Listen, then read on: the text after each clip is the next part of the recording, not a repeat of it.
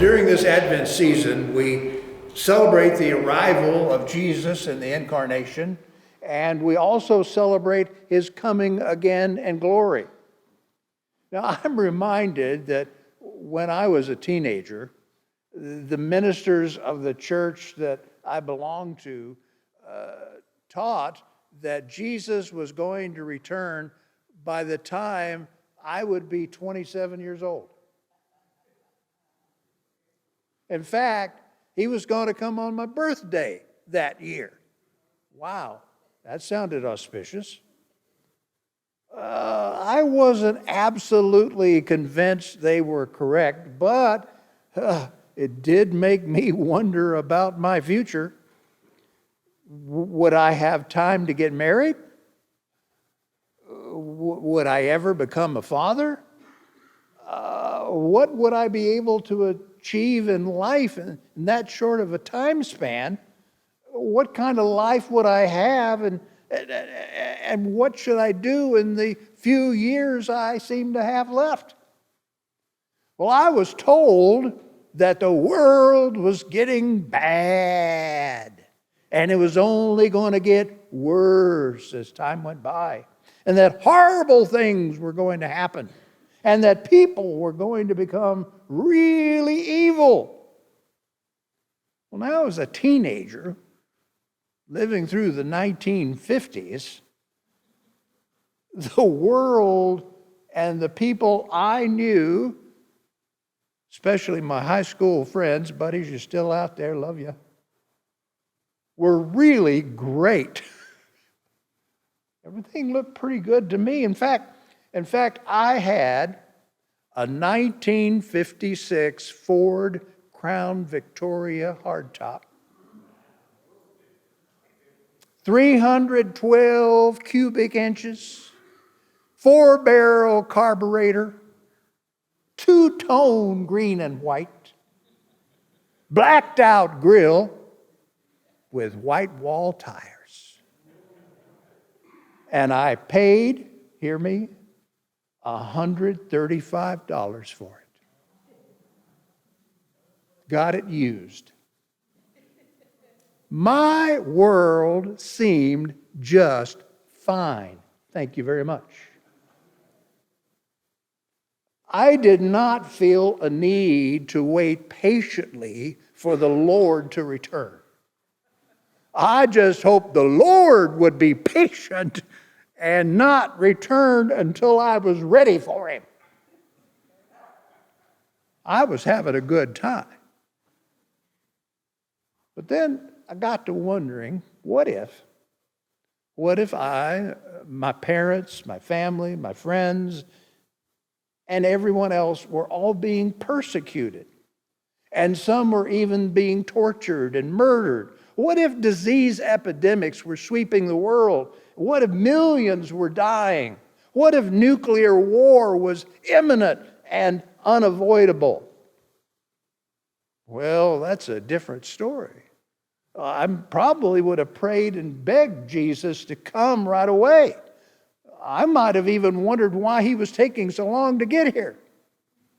Why was he allowing so many people to suffer and even die? Things are bad. Where's Jesus? Where's Jesus when you need him? He said he would come and save people. What's he waiting for? Is he really coming? Have I been wrong about what I've believed? Well, should I just then forget about God and eat, drink, and be merry? Should I party hard, since nothing else really seems to matter? Well, it is this last scenario that appears to have been a concern for the Apostle James as he writes to Christians living in the second half of the first century, who were experiencing severe trials and persecutions, but expected Jesus to come back any moment and hopefully save them from all of that. Well, today let's notice what James says about the evils extant in his day and what approach the Christians of his day should take towards the return of Jesus Christ. And we should note how that message Still applies to us today. So we're going to look at James chapter 5, verses 7 through 11. James chapter 5, verses 7 through 11. But first, let's get some context for what James says in these verses. Now, in chapter 5, verses 1 through 7, James launches an attack, a verbal attack directed against the rich and powerful. The rich and powerful who have mistreated and taken advantage of and perhaps even murdered, in some cases, the working class folk and the poor folk. And so in verses 7 through 11, our text for today, is James' exhortation to God's people is how to respond to what's going on in the world around him. Now, verses 7 through 11 are what's called an inclusio, which means 7 through 11 is an included set of verses that describes a certain situation, and it's framed by the word brothers, or as the NIV puts it inclusively, brothers and sisters, in verses 8, 9, and 10, brothers. In verses 8, 9, and 11, we have look, or behold, and in verses 7, 8, and 10, we have the word patience. Now, you know how I love my color pencils. So if you see my text, look at all the pretty colors. But that's a technique of Bible study that I point out to you. Look for words that are repeated within what's called a pericope, which is a section of Scripture, which is what verses 7 through 11 is, an inclusio pericope, and look for the words that are repeated. And then you see the context of what the author is really trying to say. So that's what we've done there. Brothers, look, patience. All right, let's begin then in verse 7 with that background and context. James writes, be patient then, brothers and sisters, until the Lord's coming. So in other words, if things are bad in the world around you, you want the Lord to come. Now see, as I said earlier, when things are good, you go, I'm fine, thank you, Jesus. Don't need you today. Check with me again tomorrow. But when things get bad, Jesus, where are you?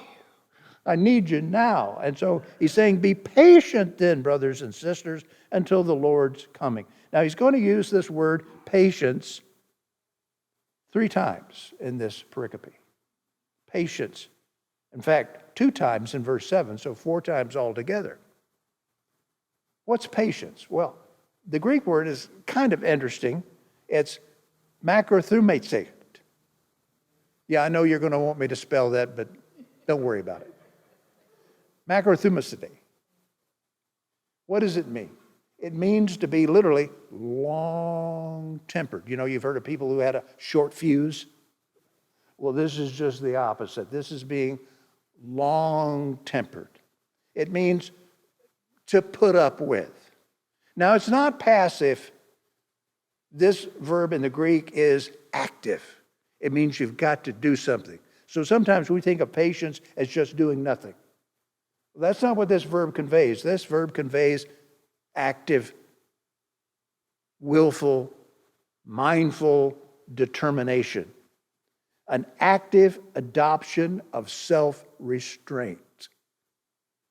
And part of that self-restraint, and some use this as a word, is to enable the sufferer to refrain from taking vengeance upon the people that the sufferer is angry against. In other words, have patience, not vengeance. Bear with it. Be long-suffering. And in fact, in the New Testament, several of the writers, including the Apostle Paul, use this same verb to describe God. This is how God is. God is patient. God is long-suffering. He puts up with a lot. He doesn't just lash out in vengeance. He is patient. And that's what James is telling his readers, and the message for us today, be patient. Be patient then, brothers and sisters, until the Lord's coming. And the Greek word here is parousia. And the word literally means a coming or arrival, and it was used particularly in the Greco-Roman culture to describe the arrival of a king or royalty. It was almost a technical term for the arrival of the king. Now, the Christians took the word and used it almost technically to describe the coming of Christ in glory. So when you hear that word, parousia, it's talking about the coming of Christ in glory. So be patient, brothers and sisters, until the Lord's coming. The NIV continues, see how the farmer waits. Oh, wait, NIV translators, you left a word out. They left out here the Greek word ado, I-D-O-U. See, I didn't spell that one for you. It's 4 letters. I do. And what it means is, behold! Or we might say in more modern terminology, look! And that's important because the inclusio is formed by these 3 uses of that word. So it's an important word. Look, James says. See how the farmer waits. Get it? Waits. For the land to yield its valuable crop. Let me give you maybe a little bit better translation. Look, see how the farmer waits for the field, the harvest, the land to yield its, and here's what the Greek says, precious fruit. Precious. So he's making a point here. This harvest yields something that is precious. Precious fruit. Great harvest. Patiently, there's the word again, patiently waiting. Waiting. How often is that word waiting used? You know, if you are familiar with the Spanish language, they have the verb esperar. And esperar means to wait. But guess what it also means in Spanish? To hope. I like that. To wait, to hope. Patiently waiting. Now the NIV has, for the autumn and spring rains. Oh, that's a little bit confusing and misleading. What it's talking about here is, in the Old Testament, they're generally called the early or the former rain and the latter rains. The former rains, the latter rains. The early rains, the latter rains. Now, the reason I say that is they don't exactly fall in autumn and in spring. That's a little bit confusing. But what it's talking about is the agricultural season in Judea. Now, also, as you get outside of Judea, the agricultural things change, and the rainy season changes a bit. But this is talking about Judea, which gives you a sense of who the audience was for this particular letter from James. But the early rains start coming in late October and into November. Why? They start after the Feast of Tabernacles. And the final ceremonies of the Feast of Tabernacles were prayer for rain. Why did they pray for rain? Well, because if they didn't get any, guess what would happen to the people of Judea? They'd die. So they prayed for salvation. But the salvation came in the form of rain. And they prayed that it wouldn't happen until after the feast, so all the pilgrims would have time to get home. And then let the rains come. So the rains are late fall and into the winter months even. Back in 1999, my wife and I were in Israel, near Jerusalem, in February. And let me tell you, it was cold and it was raining. So those rains come from the late fall into the winter. They're the early rains. Why are they early? Well, that's what softens the soil. The ground's been dry all summer. And it's baked.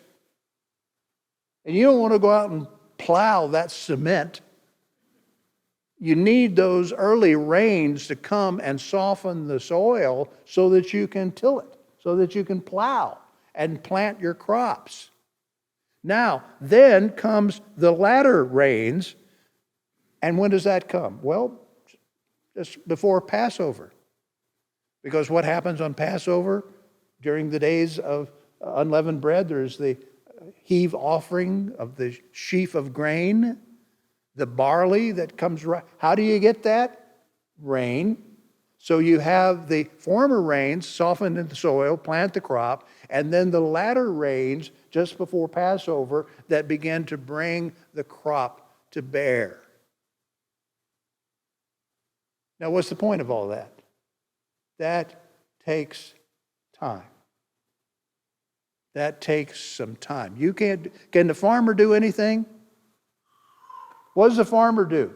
Waits for the rain. Prays for the rain. Hopes for the rain, because he can't do anything without the rain. Now, where does the rain come from? Heaven. From a gift from God. But he's got to have the rain. And he can't control the rain. He just trusts and hopes and waits patiently that the rain will fall and that the seed that he's planted will sprout, take root, and grow, and there will eventually come a harvest. See how the farmer waits for the land to yield its precious fruit. You see the analogy of waiting for Jesus to come again. Verse 8, you too, be patient. There's that word again, be patient. And I want us to really understand that's not passive, that's an active mental, physical, physiological process we have to determine to do and to be. Be patient and stand firm. The literal Greek is strengthen your hearts. Strengthen your hearts. You've got to trust in the Lord. You've got to be patient and wait. The Lord has this under His control. It's not under your control. Stand firm. Strengthen your heart because, okay, what's this, church? We know this by now. This is a HOTI clause, H-O-T-I, for the purpose of, because, here's the explanation, because the Lord's coming, parousia, is near.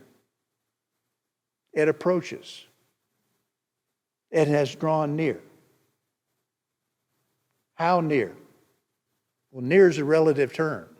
It's sort of like from the former rain to the latter rain, you got to wait. But when you see the former rain, you go, the latter rain's coming. It's near.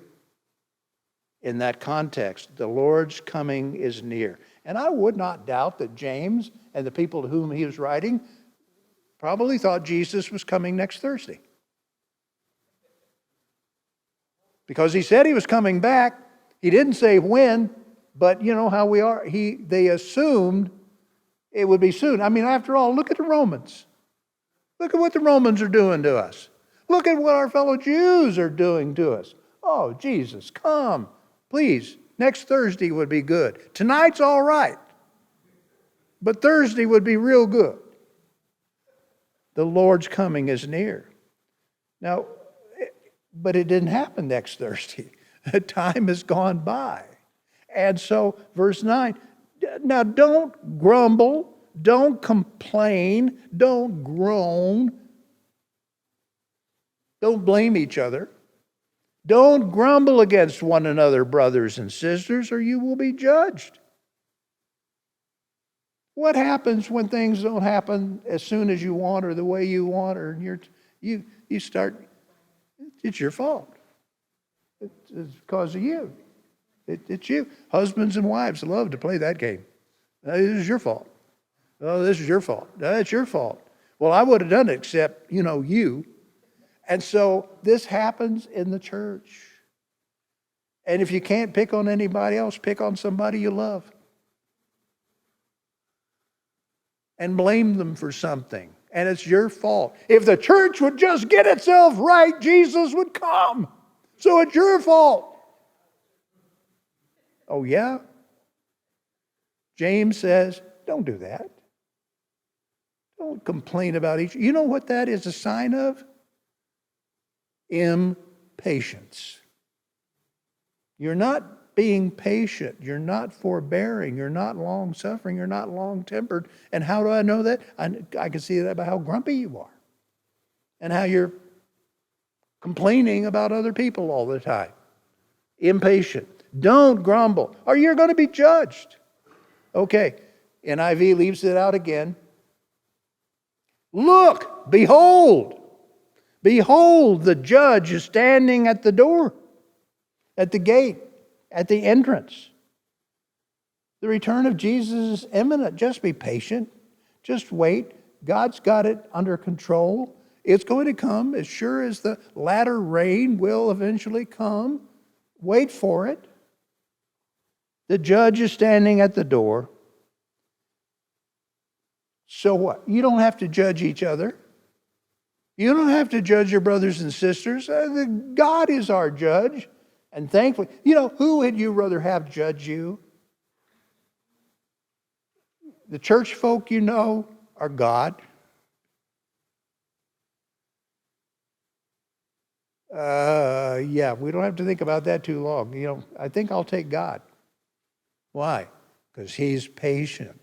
He's long-suffering. He puts up with a lot. And He is ready to forgive, always. My brothers and sisters, not so sure about all of that. Not that I'm complaining. Wouldn't want to do that. But I'll take God as my judge any day. Verse 10, brothers and sisters, as an example, someone to imitate, to model yourself after, as an example of what? Patience in the face of suffering, distress, misery. Take, and better to imitate, the prophets who spoke in the name of the Lord. So let the prophets be an encouragement and an example to you. The prophets were assigned to go to Israel and Judah and what? Tell them their sins. Tell them that they were going to be punished. Tell them that they were going to go into captivity. Tell them that God wasn't pleased with them. Tell them that they needed to change their ways. And how well did that go over? Yeah. What about a classic example, Jeremiah? Do you remember all that happened to Jeremiah? Oh my goodness. He was beaten. He was put in stocks. He was thrown down a cistern. He's put into a dungeon. And one thing after another. Why? Because Jeremiah was always saying bad stuff about us. And God says that's the story of those who speak out on behalf of God against the disobedient people. So take their example. They didn't quit. Jeremiah did not quit. He did not give up, nor any of the other prophets. They remained faithful to God. They did the job that God called them to do. Follow their example. Verse 11. NIV, they did it. They left it out again. Verse 11. Behold, look. And that's why you've got to include verse 11 in this section. Behold, look, as you know, we count as blessed. And I want you to be blessed too. Those who have persevered already. And here he almost seems to quote from Daniel 12, verse 12. Those who have persevered. Now, the Greek word here is hypomene. That's the infinitive verb. And to persevere really would be better translated, I think, endured. Now, this is tough it out. This is endure. This is hang on. It's a little different from patient. Hang in there. Don't give up. Tough it out. Blessed are those who have endured. You have heard of Job's perseverance. Now, where'd you hear that? Well, it's sort of in the book of Job. There's a Jewish writing called the Testament of Job, which speaks a lot more to this, which James and his audience may have been familiar with. But the perseverance of Job. Now, I'd say this about Job. If you read the book of Job, you don't find that Job was very patient. But you do find that Job endured. He did persevere. He hung in there. He's like, I don't know what's happening to me. I don't deserve this. I've always tried to be a good person. I've tried to worship God. In fact, I've been perfect. I don't know what's wrong with me. I don't know why this is happening to me. But you know what? I'm going to hang in there. That's the kind of guy I am. I'm going to just make it to the end. Well, we may have some criticism of Job, but one thing you can't criticize him for, man, he did hang in there. He took it. He took it like a champ. He persevered. That's the example James wants his audience to get, and an example for us today. You've heard of Job's perseverance, and you've seen what the Lord finally brought about. The Greek here is actually the telos of the Lord, the kurios, the telos, the end result, the final chapter of the story, the end. What happened to Job? You remember what happened to Job at the end? Everything, he had more than he'd ever had in his life. He was blessed beyond belief. Now, that didn't mean he didn't hurt from the losses that he'd suffered of his family.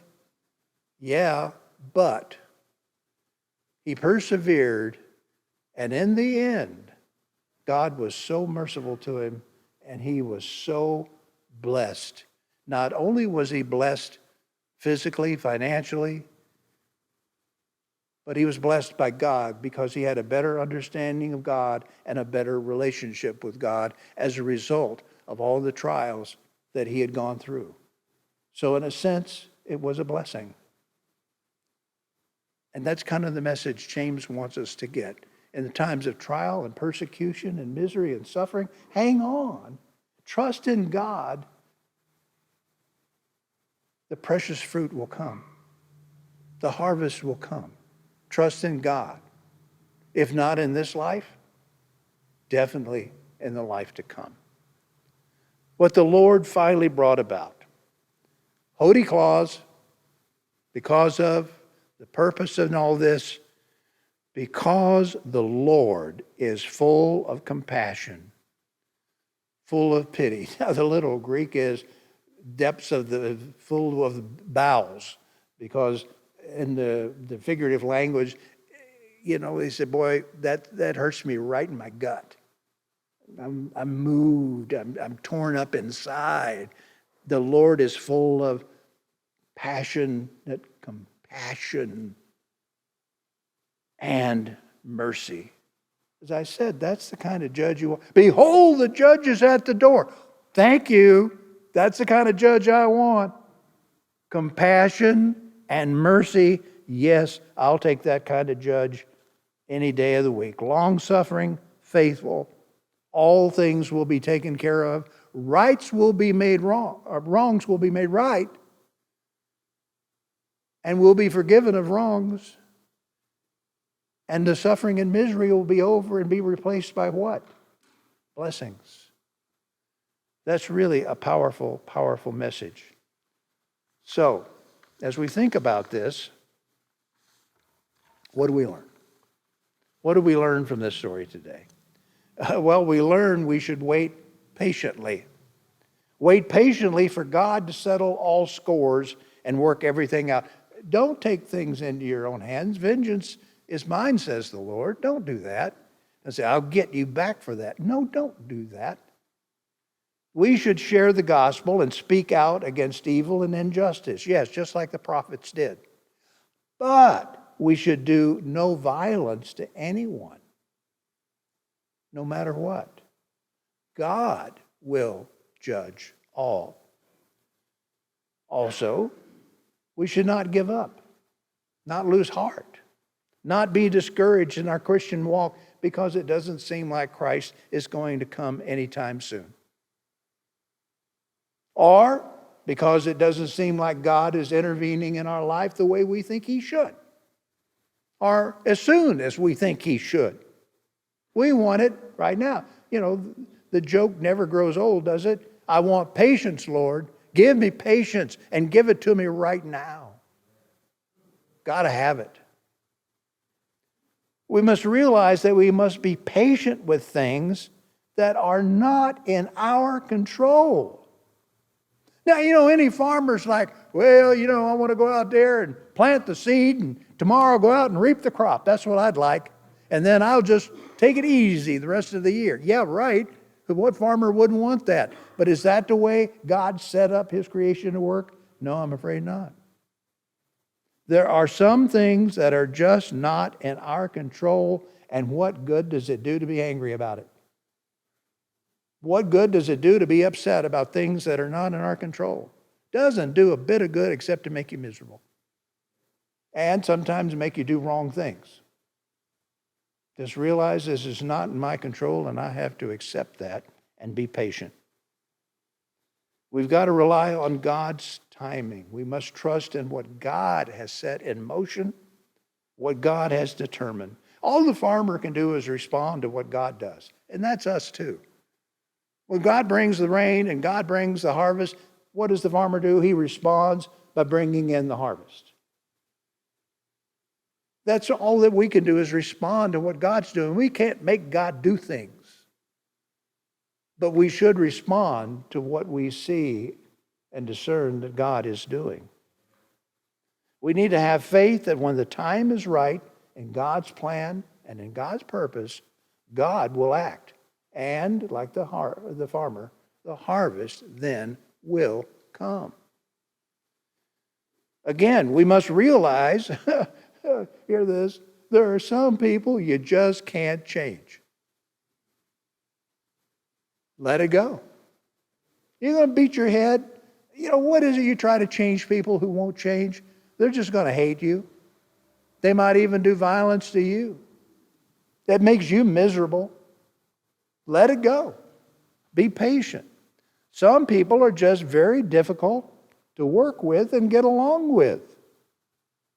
Now, grumbling and complaining about them, to yourself, to others, really is useless, counterproductive, will probably do more harm than good. You'll just make yourself miserable and probably end up making things worse. Just let it go. We've got to be patient with all people. Well, that's challenging, isn't it? There's some people who just really wear you out. But you've got to be patient with all people. We certainly want God to be patient with us. Maybe we ought to give our fellow brother and sister a break too. What we can do is pray for people. Even our enemies, Jesus taught us. And patiently wait for the righteous and merciful judge who is God to intervene. He's the one who can make things different, not us. We must realize that in our lives too, some problems are just unexplainable. Job did not understand why he was suffering. He tried his best to do everything right in his life. You ever feel that way? I've tried to be a good person. I've tried to do everything right. I've done my best. Why does this happen? Why did someone I love have to die? God, why? Why did I get sick? Why did I lose my job? What evil did I do that I've been cursed this way? It's likely you did nothing wrong. We just live in an evil age where bad things happen to good people, even to people who seek to serve God, even to people who seek to love God. The most serious problems we face as humans can only be solved by the return of Christ. So many times the news comes on and I'm sorry, I just turn it off because there's not a blame thing I can do about it. It just upsets me, makes me angry and frustrated and depressed, so click. Lord, it's in your hands. Jesus, come and clean this mess up because there's not a thing I can do. That doesn't mean we don't speak out against injustice. That doesn't mean we don't, speak the truth in love. But it does mean don't get yourself all torn up, because it's in the hands of God. And that Jesus will come and things will be resolved someday. Wait patiently. Wait for it. Wait patiently. Wait with hope and wait with faith. Also, we must realize, guess what? I hate to say this, but suffering is normal. Why am I suffering? Hello? It's normal. You seem to be human in a fallen, evil world. It's very normal for us to suffer. Just about all of God's servants down through time have been persecuted and suffer. It's the way it's been. So all we can do is cry out to God and wait patiently with endurance for divine intervention, knowing that one day it will come. Now, it may not come exactly when we want, and it may not come exactly in the way we would prefer, but it will come. And know this, though, what does this teach us? You will be blessed for persevering and hanging on there. It'll all be worth it in the end. Now, we might be thinking, well, I just wish Jesus would come tonight. Do you really? You think you're ready for that? Are there a few things you might want to change, clean up, work out before he gets here? Maybe. What will Jesus say to you when you meet him? Something to think about. Perhaps we might wish that the Lord will be patient in his coming till we get ourselves ready. Now, in one way, we're never going to be ready on our own, are we? Never. But in another way, we should always be ready to meet the Lord, always. Trusting in his compassion, his pity, and his mercy. The best way a Christian can live is being prepared every minute of every day to meet the Lord. We don't know when Christ will return in glory. Will it be sooner? Will it be later? You know, sometimes people go, well, I've got this chart here. I've got it. This happens, then that happens, then that happens, then that happens. And then Jesus comes on Pastor Dan's birthday. Do yourself a favor and throw that chart away. For such an hour as you think, it's not. And no one knows the hour. And somebody says, well, I may not know the day or the hour, but I know the month and year. Oh, get over it. You don't know how to read literature. The point is you don't know. And the point is be ready always to meet the Lord when he comes.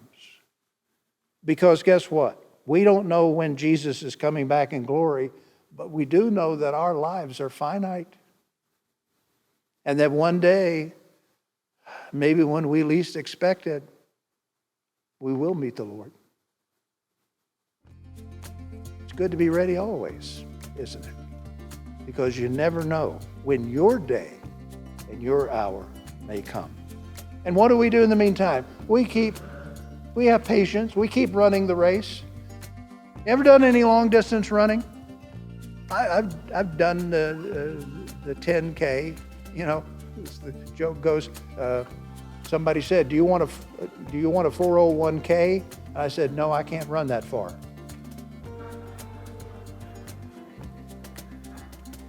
But maybe you've done a 10K. That's about 5.2 miles. But if you've done any kind of long distance running, one of the things you kind of learn is sometimes it's better not to look up. It's better just to look down and say, that's one step. That's another step. That's another step. That's another step. And you just keep putting one foot in front of another, and you know what? One day you finish the race. And that's kind of the way the human life is. You just put one foot in front of another, and you keep going, and you're patient, and you persevere, and one day the race is over, and by the grace of God, you win. Wow, that's a pretty good deal. So keep running the race. Keep putting one foot in front of another till you meet Jesus. He's at the finish line. He's at the goal line. He's waiting for you. That day will come. That day, sisters and brothers, will come. When? I don't know. Until then, you keep running the race patiently and with endurance. One foot in front of the other, you keep going until that day comes. And let's heed the words of the Apostle James in the very first verse we read today. Do you remember what it said? Be patient then, brothers and sisters, until the Lord's coming. Until the Lord's coming, be patient. Be patient. Amen.